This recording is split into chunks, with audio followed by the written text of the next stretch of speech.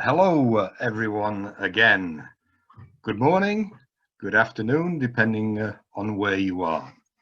On behalf of the British-Kazakh Society, it is a real pleasure to welcome you to this webinar today, which is titled Kazakhstan, a leader in development of renewable energy in Central Asia.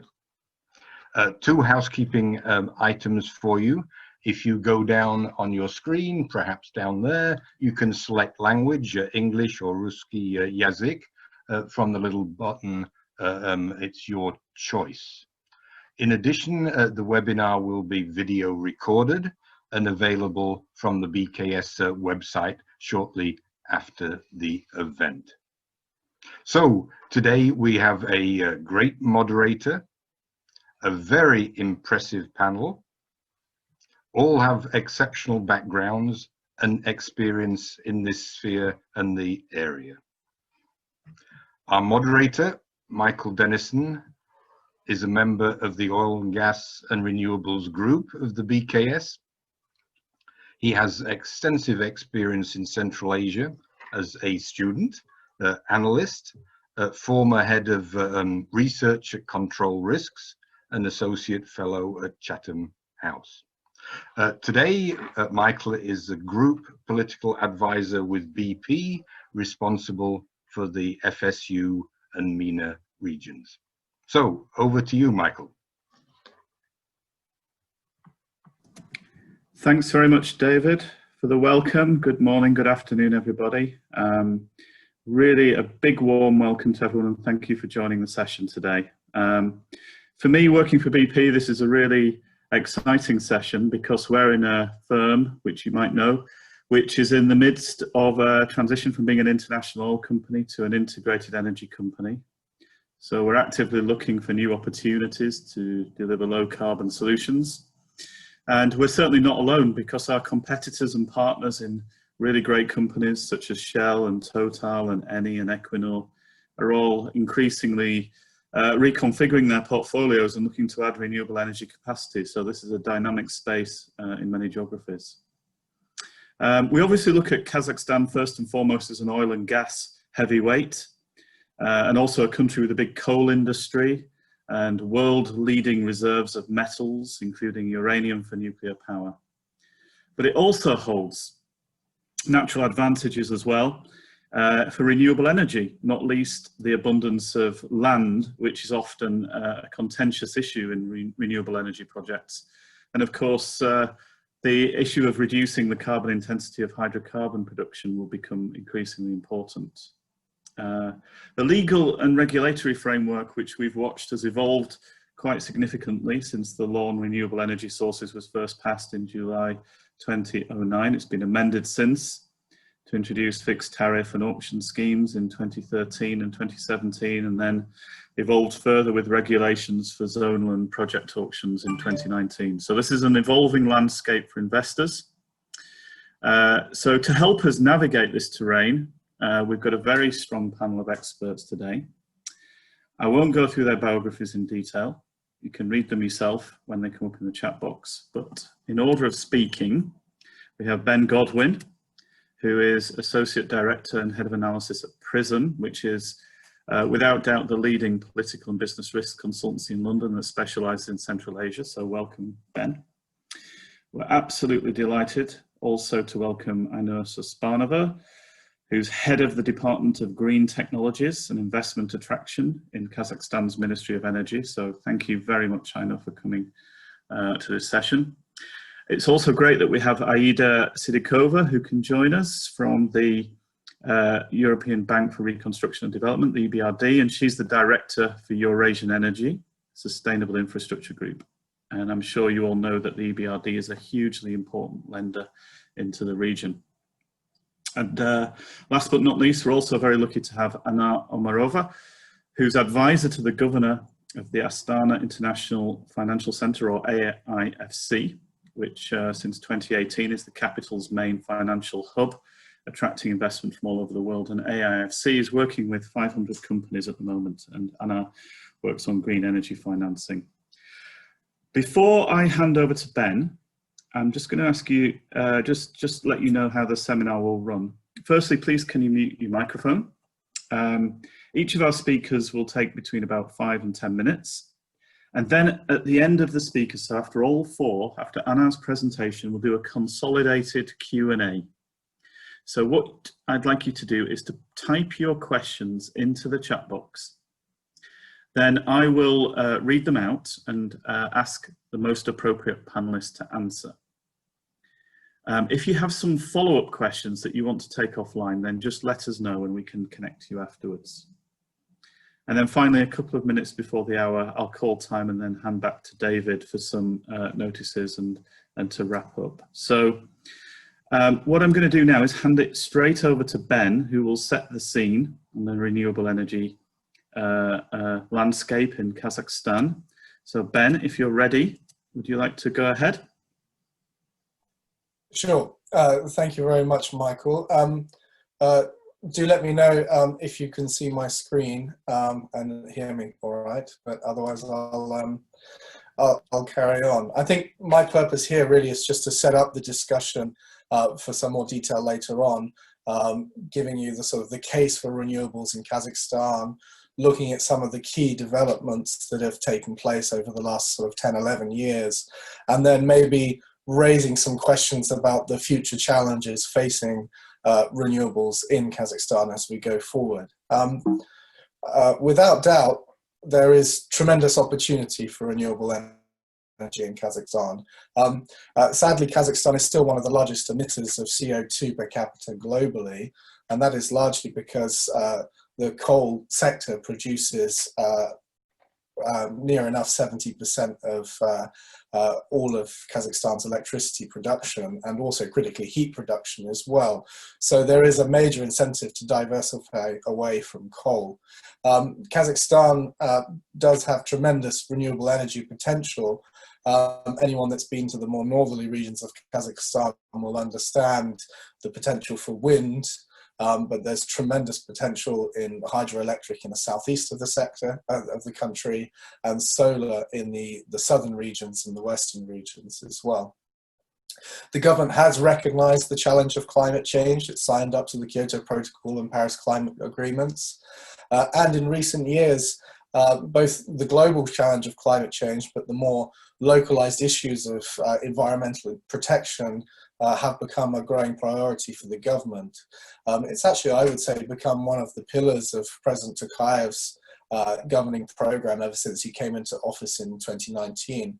So we've seen the creation of a Ministry of Ecology. What was formerly part of the Ministry of Energy is now a separate ministry, and currently a new environmental code is underway. Tokayev has also taken measures such as announcing the conversion of the thermal power plant in Almaty from coal to gas, which is a major project and a massive step forward. And certainly for anyone that's visited Almaty or lives in Almaty, it's a very welcome development. Michael touched on this briefly during his introduction, but Kazakhstan has made some tremendous strides going forward. Most critically, as of quarter3 of this year, the Ministry of Energy has recorded that Kazakhstan has hit its target of reaching 3% electricity production through renewable energy by 2020, which is quite impressive. It all began in 2009 with the law on the renewable industry. This introduced the concept of 15-year power purchase agreements, auction systems, annual indexation of tariff based on both the dollar rate and inflation. Of course, for investors, the currency risk is a major concern in Kazakhstan. So the government has done a tremendous amount to allay a lot of these concerns for investors. Last year, we've had the establishment of the Financial Settlement Center as well, which was also a major development. It means that investors contract now directly or sell their electricity directly to centralized body, in this case the centralized power network KEGOC, which is a state-owned enterprise with a solid credit rating. And it means that investors don't have the concern of dealing with either local utilities or local authorities that may have payment or solvency issues. As I said, Kazakhstan has hit this 3% target by 2020, according to the Ministry of Energy data, but it's looking to go further.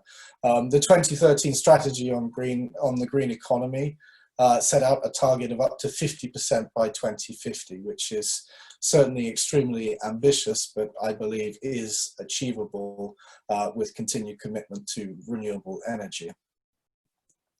There are challenges, however, and certainly I hope that some of these issues that I raise now will be subject to further discussion during this hour. The primary concern that I hear from investors, particularly private investors, is that feed-in tariffs are low, and in fact they have been falling, although feed-in tariffs have been falling globally overall, but they're disproportionately low in Kazakhstan. You can see in the diagram here, I've taken the 2018 global average and the Kazakhstan average of feed-in tariffs, and you can see that there's quite a large, or there is a large discrepancy between the average global and a smaller discrepancy in onshore wind. But of course, we also have to factor in the higher risk profile of Kazakhstan, the cost of capital when doing a project in Kazakhstan, and the significantly higher than average operating costs in Kazakhstan. So once those elements are factored in, certainly when we speak to private investors and private financiers, that is a major concern. Just as an example, in December 2019, one solar project was agreed at 3 cents per kilowatt hour, which is significantly lower than the global average. One other concern, I don't think it's an immediate concern or a major concern for investors at the moment, but it's certainly something I watch very carefully, is the wider policy commitment to renewables. And this is maybe more related to the role of coal in the economy and the socio-economic development of Kazakhstan. As I mentioned, coal makes up 70% or near enough 70% of electricity generation within Kazakhstan. It's a huge employer, particularly in the central Karaganda and the northerly Pavlodar region. And coal is extremely cheap. If you've been to the Pavlodar region, you'll know that it's home to some of the largest open pit coal mines. Essentially, coal is extremely cheap because it's just laid there on the ground ready to be scooped up. And so if we move from coal, or the more we move away from coal, the more likely we are to see higher consumer costs and industry costs for electricity within Kazakhstan. And given the socio-economic challenges presented by the end of the commodity boom, and now even more so with the COVID crisis, utility costs are a major concern for the government, and the government isn't likely to want to see utility costs go up, particularly for individual consumers in the near future. We have also seen some statements from the government that might be of slight concern. I read a statement from the Industry and Infrastructure Ministry maintaining that coal will be a key part of the mix. And also the Ministry of Energy 2024 strategy, it seemed to slightly change the wording of the 2013 strategy, in that it said, the 2013 strategy said a minimum of 3%, 6%, 10%, etc. Whereas the 2024 strategy seemed to suggest that there was no more than 3%, 6%, 10%, all the way up to 50%. Whether that's just a case of wording or suggests a slight policy change remains to be seen, but it's something that I will keep my eye on. Finally, it's important to point out that Uzbekistan has been making tremendous strides in renewable energy as well. Last year we saw a major renewable energy law, for example, and like Kazakhstan, Uzbekistan has received investment not only from the multilateral development banks, but from investors in the Gulf, Europe, and the Far East, particularly China. So it's just worth bearing in mind that many investors are looking at Uzbekistan as well as Kazakhstan. However, I should say that this should be a positive overall for the region, and hopefully Kazakhstan's success can reflect well on Uzbekistan, and Uzbekistan's success can do the same for Kazakhstan, and together these two countries will be able to lead the region in renewable energy development. So it could be a risk, but I believe it could turn into an opportunity as well. Michael, I'll hand back to you there. Thank you very much, Ben. That was super, really good, fluent introduction to the issue. Our next speaker is Ainur. So I'd like to hand over to you, Ainur Sospanova.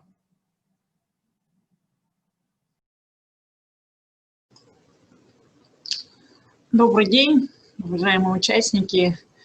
Good day, distinguished participants of this workshop. I would like to thank the organizers for this opportunity to speak at this authoritative and reputable platform.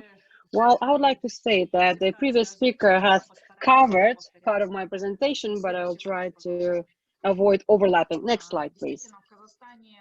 Well, truly, in 2013, Kazakhstan has set the key development indicators for renewables, and the concept of transit to green economy the strategy was developed, and that sets out the goals and the documents of strategic planning. And as of today, we plan to develop gradually the renewables in the country. Maybe, well, the goal for 2020 wasn't very ambitious, 3%. We want to double this indicator by 2025, up to 6%. In 2030, we expect to have about 10% of generation from the renewables. And by 2050, we plan to achieve a situation when 50% of energy consumption will be from environmentally clean sources or low carbon sources, including renewables. So this is the ambitious goal of 2050 is already pushing us and lets us look to the future with a hope, because the most difficult results were the first steps, and the first steps have already been made. If we look at the legal framework, next slide, please. Then, since 2009, we have a law on support of the use of renewable energy sources. And at the beginning, at the initial stage, this law was based on the fixed tariff system.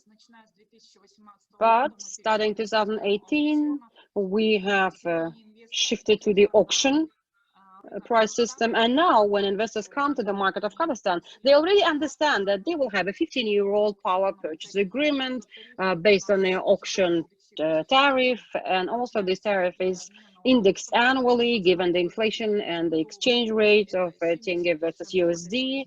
That's 70% of that price fluctuation.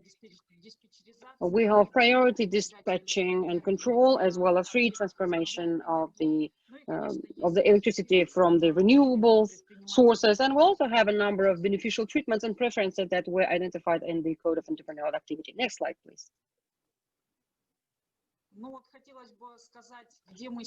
Also, I would like to speak about the current state of play. So here is a comparison between 2014 and 2020. So here's what we have back in 2014 and what we have as of 22nd of October 2020.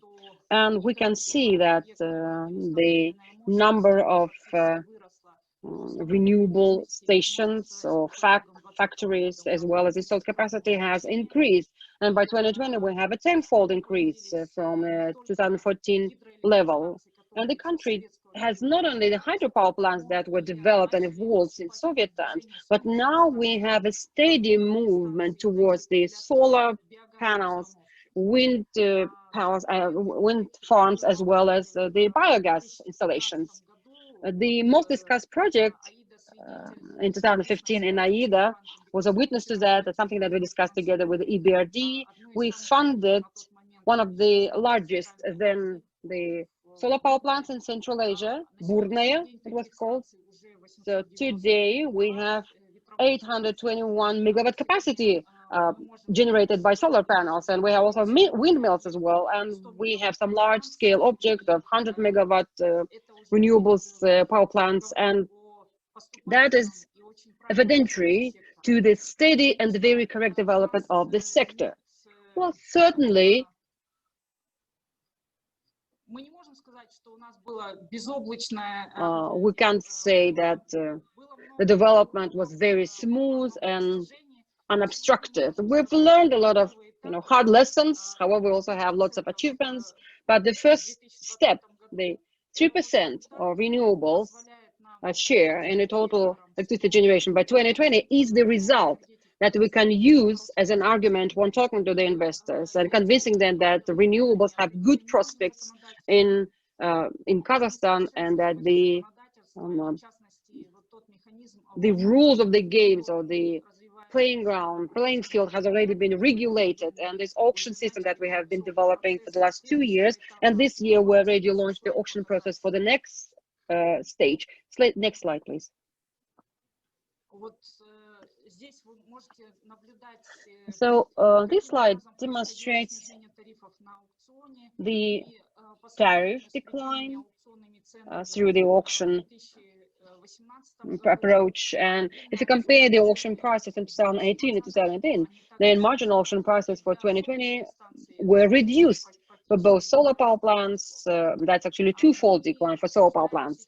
We also are discussing at the Parliament of Kazakhstan introduction of amendments to improve the investment climate. And I would like to say that we already have some positive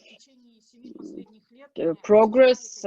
During the last 7 years, we have been discussing how single buyer, the single buyer of electricity from the electricity generators and installations, how can that be guaranteed by the state?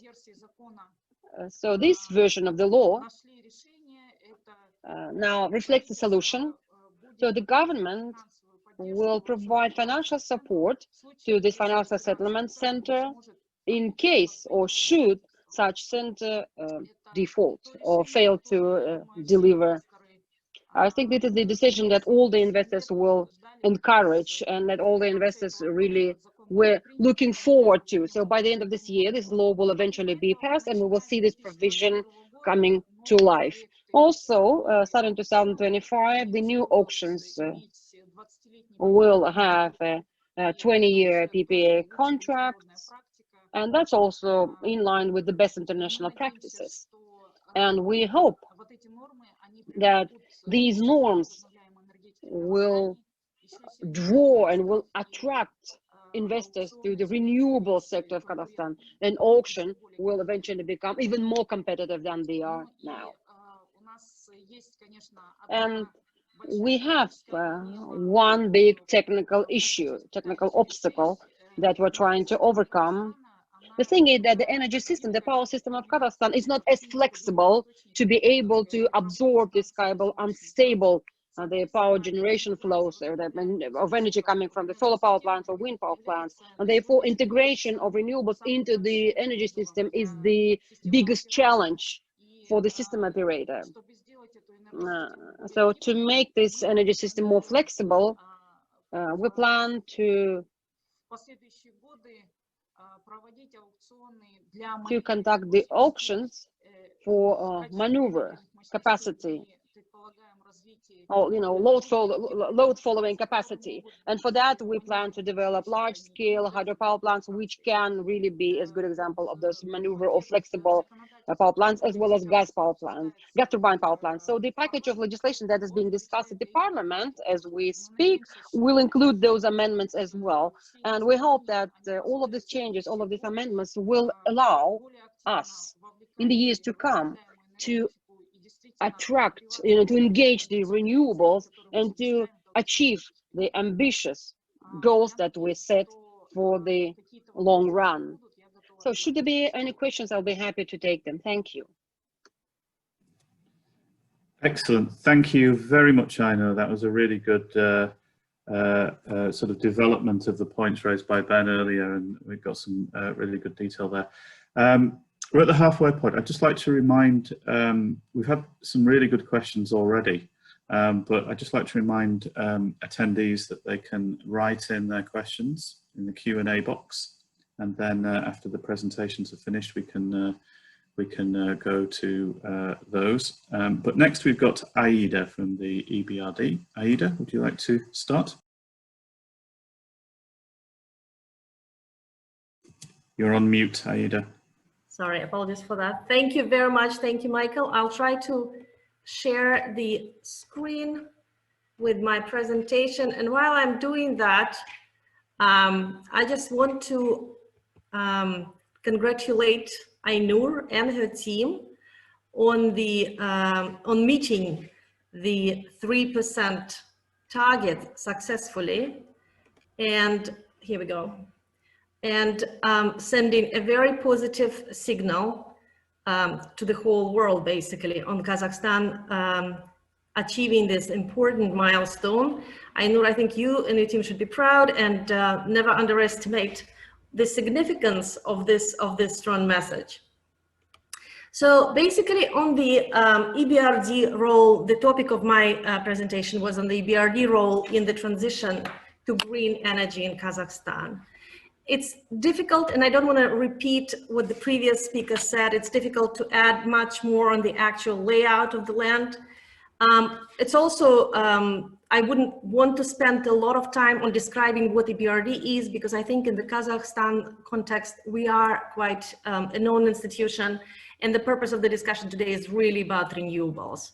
But just to say that the bank approved as of 2 months ago a green economy transition strategy 2.1. So it's the continuation of the previous one, whereby we are trying to achieve 50%, or we're committing to achieve 50% of our investments being green by 2025.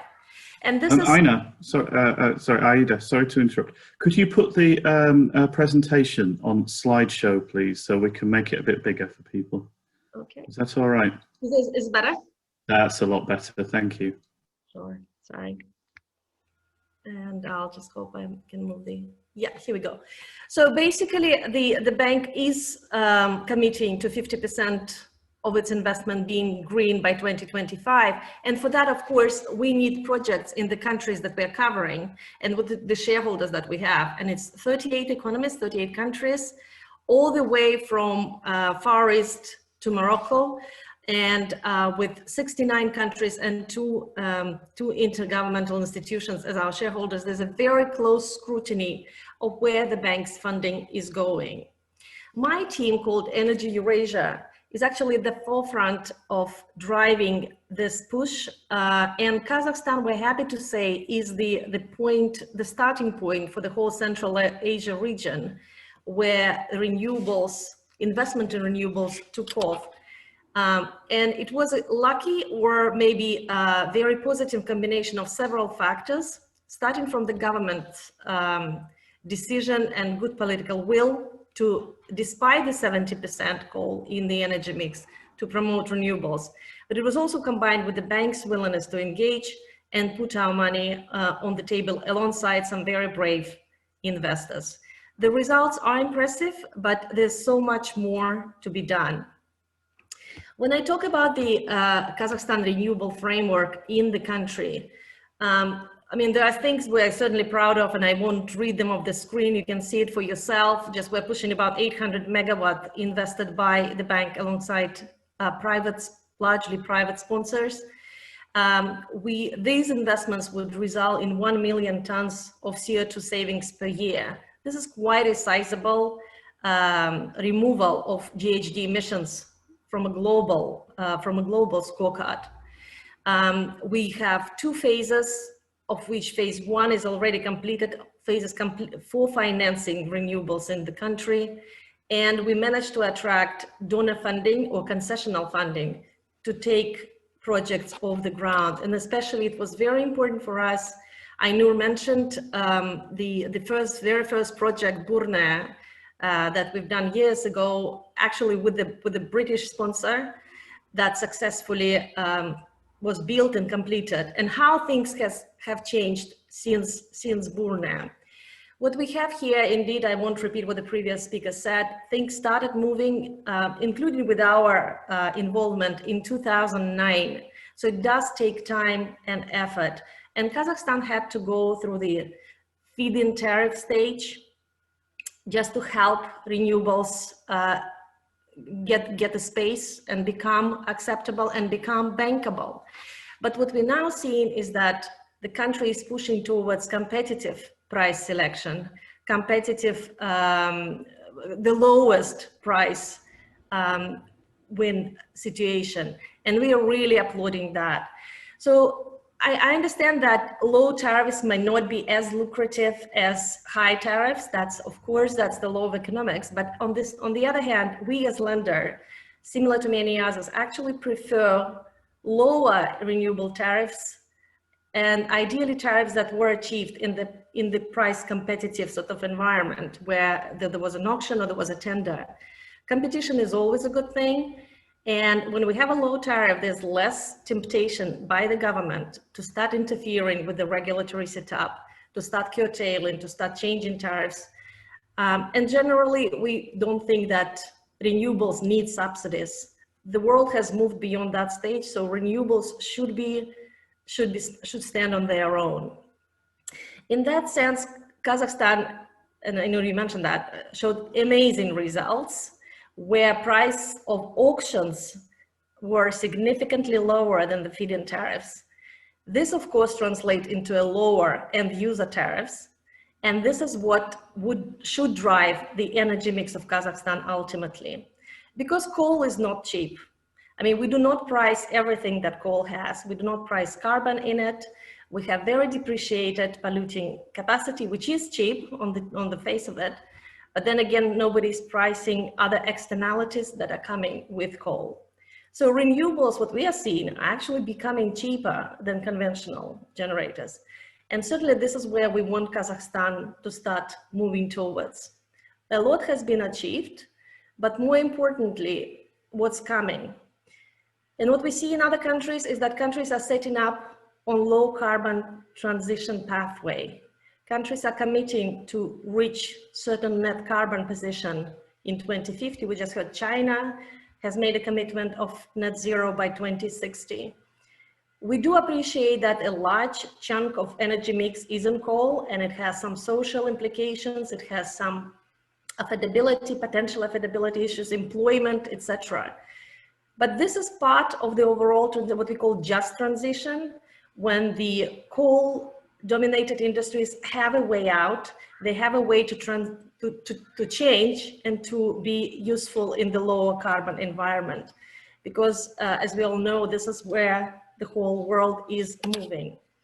And of course, we would like to see Kazakhstan making even bolder steps in terms of phasing out coal eventually.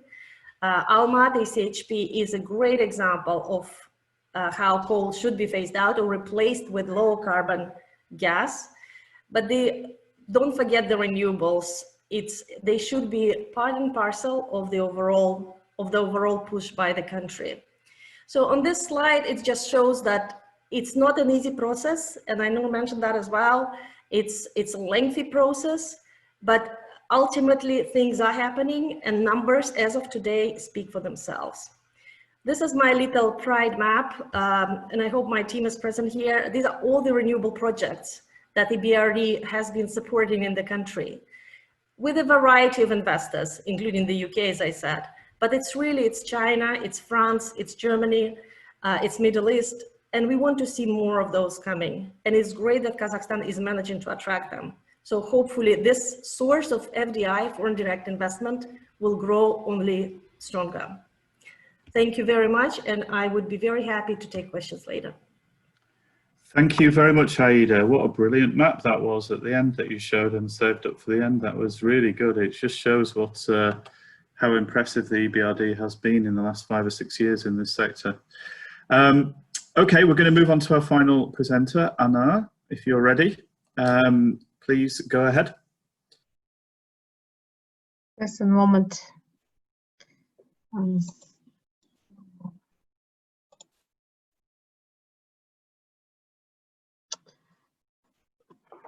I actually worked for EBRD for many years together with Aida. And I think, yes, EBRD has made significant contribution to development of renewables in Kazakhstan. But I have moved recently to Astana International Financial Center, and I see the situation from a different point of view. Basically, Astana International Financial Center was created in order to develop capital markets in Kazakhstan, and not only in Kazakhstan, in Central Asia region as well. Development of capital markets with the focus on capital raising for green energy has many challenges. Astana International Financial Center, together with the government of Kazakhstan, established AIFC Green Finance Center in order to overcome these challenges and in order to develop and promote green finance in Kazakhstan and Central Asia region. AIFC Green Finance Center is an affiliate of Astana Financial Center. And together with Astana International Financial Center, it developed fundamental basis for green finance, including the concept of green finance system of Kazakhstan and the strategy of Astana International Financial Center regional leadership in green finance until 2025. Basically, the main activities of Astana International Financial Center and its Green Finance Center is to provide full support to issues of green and social bonds. It includes monitoring, reporting, and verification, providing external review on green bonds, reimbursement of costs of green bond issues for mandatory external review, financing, financial and legal consulting, ensuring listing on Astana International Exchange, as well as post-reporting and verification within 1 year after the issuance of green bonds. In addition, the center also provides research in green and social finance, as well as strategic and business consulting on the development of green and social finance legal framework in Kazakhstan. In addition, it also raises awareness and capacity building in green and social finance by organizing various seminars, trainings, and conferences, for example, Green Growth Forum. As you can see on the next slide, essentially, Astana International Financial Green Finance Center is an intermediary that works between issuers, Astana International Exchange, and various investors, retail investors, institutional investors, and real economy sector investors. In August of 2020, the first green bond that comply with green principles according to Astana International Exchange green bond rules was issued. Entrepreneurship Development Fund DAMU, in cooperation with United Nations Development Program, issued green finance bond for the amount of 200 million Kazakh tenge and with a maturity of 3 years. The coupon of on the bond was about 12%. The offering was, proceeds from the offering was placed among second-tier banks and microfinance organizations in order to finance small-scale renewable projects undertaken by small and medium-sized businesses. Interest payable by these borrowers to the fund DAMU under this program will be partially subsidized by UNDP. So therefore, basically, it's the first successful transaction in which AIFC Green Finance Center participated and greatly helped to raise financing for financing small-scale renewable projects in Kazakhstan. Basically, as you can see, the transaction was placed for a very small amount of money, 200 million Kazakh tenge, which is not a lot. And this happened because, in general, capital markets in Kazakhstan, they still need further development, especially in the area of green finance. We have extremely low tenge liquidity on the capital markets because essentially the government, through the National Bank of Kazakhstan, sterilizes tenge liquidity, and banks primarily buy short-term bonds from the Ministry of Finance or the National Bank instead of placing this money into, for example, green finance bonds. In addition, we have one big state pension fund, which is a monopolistic investor in Kazakhstan that has tenge liquidity.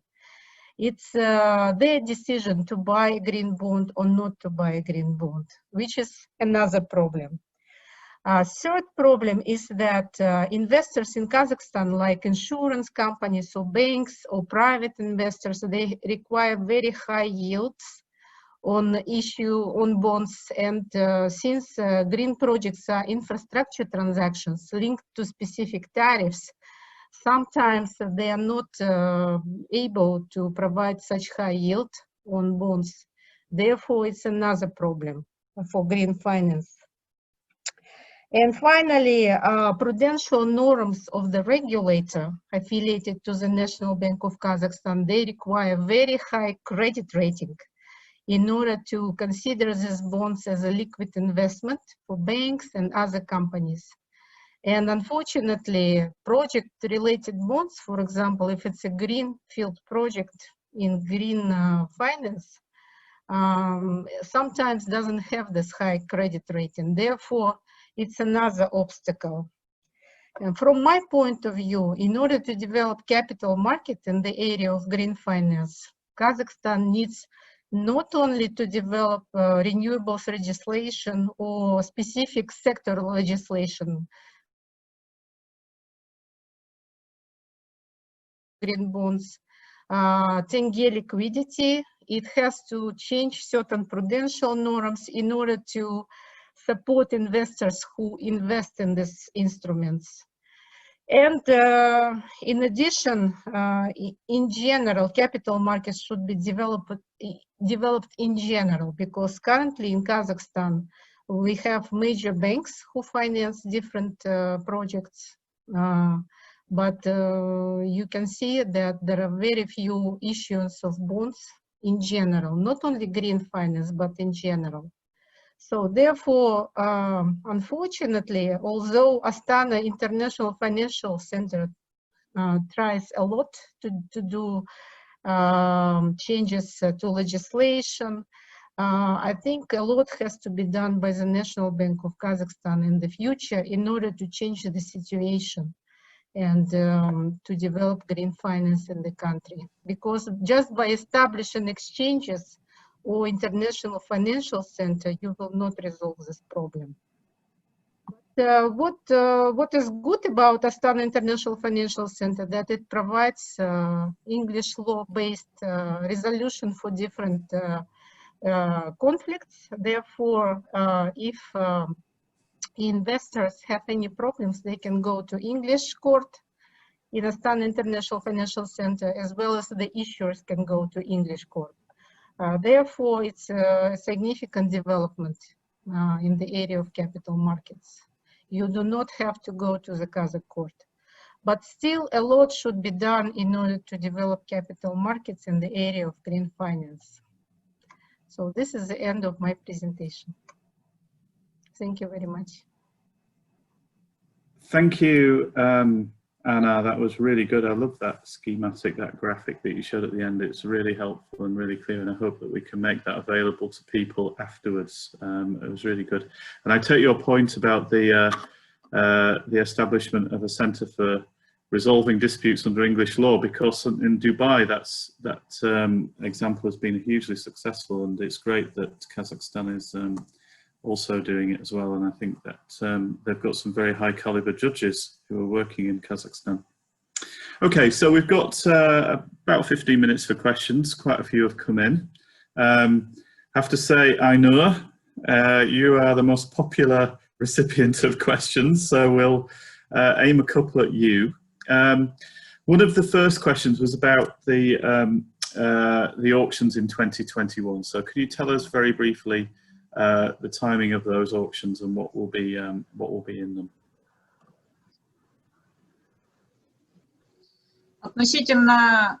Well, as for the time frame of the auctions for 2021, that's not finalized, the work in progress. And for the time being, together with the EBRD, we are preparing some project documentation to conduct the wind energy auctions. It is a very thorough work, to measure the potential wind capacity, to conduct all sorts of expert evaluation, including environmental expert evaluation. So the work is still ongoing, so that in 2021 or at the beginning of 2022, we could hold the auctions on wind power generation with the paperwork. There will most likely be 3 platforms with a capacity of 100 megawatts. So that is the work that's being done together with the EBRD. As for the other time frame, usually at the beginning of the year, we announce the time frames for the auctions. And by the end of the year, we usually have the auctions themselves. So next year will not be an exception. And 200 to 250 megawatts would be auctioned a year. Okay, thank you for being so concise in your reply. I'm going to ask you another question, Ainur, and that's coming on pricing. And the question is, given that China is next door and Kazakhstan is a one belt, one road target country, won't the prices in Kazakhstan be roughly aligned with those in China?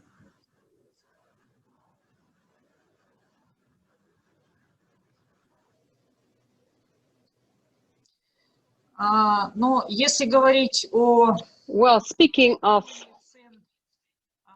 comparing the prices for the renewables, then we, did not look at China.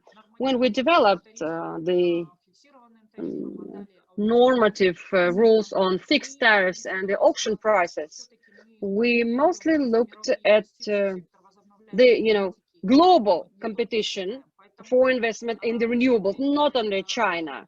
That is why we did not look at tariff benchmarking of China. So we looked at the global benchmarking, and we brought it in line with the system of support that we have in Kazakhstan. And as a result, we have this threshold auction prices that of 2014 that was then endorsed by the governmental decree.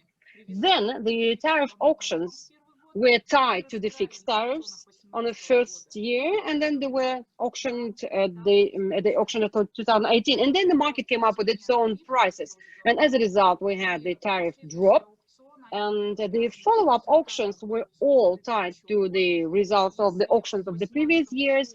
And if in 2018 the solar energy was traded at the price of 34 tenge, however this year this tariff is under 17 tenge, and that is what the market has advised us, or sort of has given us. So we can't say that we're looking at China and we're kind of benchmarking against China, just one country. We're looking at the global situation with renewables all over the globe, and we're improving our legislation so that investors who actually doesn't care about the country where he wants to develop the renewables could come and would choose to come to Kazakhstan. Okay, thank you very much. I'm going to move to Aida now.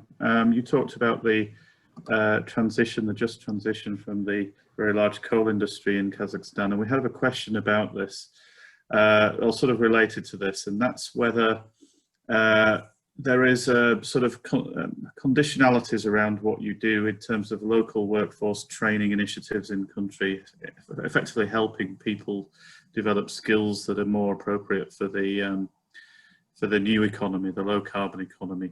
Would you like to say something a little bit about that? Yeah, thank you. It's a great question. And indeed, it is a part of conditionalities that we are now imposing on all our renewable projects, and that where we're working with the government. Inclusion and gender are big things in the renewable sector that we want to see taken specific care of. And specific technical skill set is required in the Kazakh renewable sector. So for that, we're working with local educational institutions. We're working with the Ministry of Energy, actually, and we're working with specific sponsors to establish those links between their workforce, between the workforce that potentially is available in the vicinity of their projects, and the vocational institutions, including also with a specific case for incorporating women into the what we call STEM positions. So it's only a part of this big just transition story, Michael. But the question is indeed quite loaded in the sense how ready Kazakhstan is to start sort of phasing out its coal industry and looking into the future, and where the workforce demands will be coming from. So this is a very good question. Thank you. Thanks very much, Aida. I'm going to turn to Ben now. You look at the wider business sector and the companies inside Kazakhstan. We've got a question here. Are you aware of initiatives by Kazmunaygas businesses to invest in green energy ventures as part of long-term strategy for KMG? In short, no, I'm not. But that doesn't mean that that isn't the case. But as far as I know, I'm reading the annual reports of Kazmunaygas and some of the strategies that hasn't been part of the mix. I mean, it sort of raises a question, I think, more broadly about the position of NOCs in the energy transition, doesn't it? I mean, not just Kazmunaygas, but there are other NOCs in the region and beyond who are going to face this issue of what do they do? Do they diversify, or do they sort of stick to what they know? Absolutely. So that's a story that will continue. I'm going to go back to Ainur now, and that question came in about whether there are plans to develop hydrogen projects. What's the position and role of hydrogen in the thinking of the Ministry of Energy? На самом деле мы разработали план. We have devised the hydro energy development for 2020-2030, and we plan to develop the small hydro electricity projects and large-scale hydroelectricity projects, because the south or southeast of Kazakhstan is rich in hydropower, and we might be able to implement in Kazakhstan the projects that will ensure better flexibility, such projects as hydro accumulative stations or large-scale hydropower plants that will follow the loads as imposed by the system operator. And we have the plans, and the very first step that will be done in the upcoming years is to assess and evaluate the hydro capacity of the country on different sites and different locations. That's a very, complex work. And as for the, let me add, not about the Kazmunaygas, but oil companies. There are two oil companies in Kazakhstan who have implemented renewables projects in Kazakhstan, and that's a signal, that's a message for our other oil and gas companies. Those were AMI and Total, Iran, who already have an ongoing project of renewables in Kazakhstan. Thank you. Thank you very much. This is a question again for Aida and perhaps for Anar to comment, and it's really about how you develop a green bond market in Kazakhstan in the absence of major institutional investors, such as, for example, private pension funds or insurance companies, and in the absence of adequate levels of tenge liquidity. So the situation is that there's only one main monopolistic investor, which is the state pension fund, and the market is dry and sort of dead now. Only the EBRD and a couple of IFIs can finance renewables now. So that's a question coming in for you, Aida. Do you have a comment on that? And then I'd like to bring in Anar to make a comment too. Absolutely. I'm so happy we have Anar to take that, because it is indeed a very AIFC sort of targeted question. But in terms of funding, I mean, for us, it was the fact that the bank was able to source tenge at certain points in time proved critical for the development, not just of our pipeline of projects, but the overall renewable sector. So I think it is indeed, we don't have a ready answer how to make that the green bonds is taking off in Kazakhstan. We certainly would like to see more. I noted that other IFIs and MDBs like Asian Development Bank just issued a green bond. It's a very, very difficult currently theme, because for banks to lend, they need tenge, and Kazakhstan has got this unique regulatory setup where where the pricing is actually in tenge. It is indexed, but it's later. So people do need access to that tenge, but maybe Anar can add. Yes, so basically we recently conducted a study. Lazard has conducted study why we have such low liquidity and how to essentially include bonds issued in Kazakhstan into Morgan Stanley Emerging Market Index. And there are a set of recommendations that were made, and the government has accepted these recommendations. And hopefully the government would develop a strategy to overcome this tenge crisis in Kazakhstan. Because currently we have just one investor in Kazakhstan, State Pension Fund, who buys bonds from EBRD, and then money goes into renewables. And who buys bonds from ADB, and then money goes into renewables. But essentially, banks are not interested because they invest just in short-term instruments, up to 3 years, while renewable projects are longer than 3 years. Insurance companies, they sell life insurances, but in small quantities. In general, their products are also short-term, and therefore they don't have long-term tenge liquidity.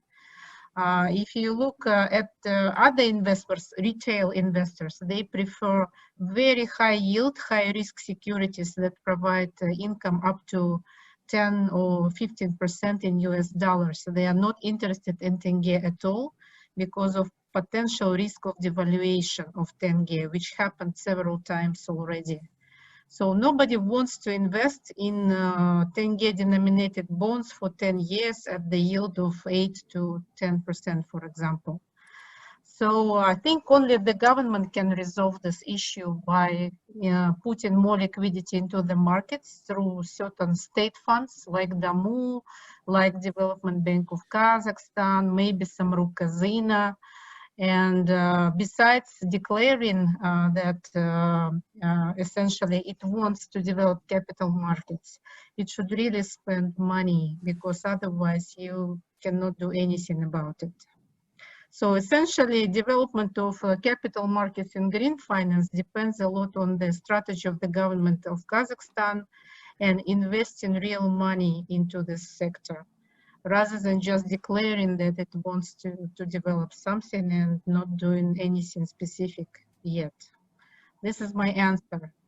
Thank you very much. That is a very good answer. Thank you. We've had some more questions. There's a fantastic question on the Energy Charter Treaty, which I would urge the questioner to take offline and ask us afterwards. And also questions on geothermal power and transition of coal heat plants that we just haven't got time to answer. But please, questioners, we'll gather up those questions and try and get back to those people who've asked them. Okay, but we're at 11:58 in the UK, so I'm going to hand back to David now to close, but we haven't forgotten the questions that have been asked, and we'll try and get the answers to you. David.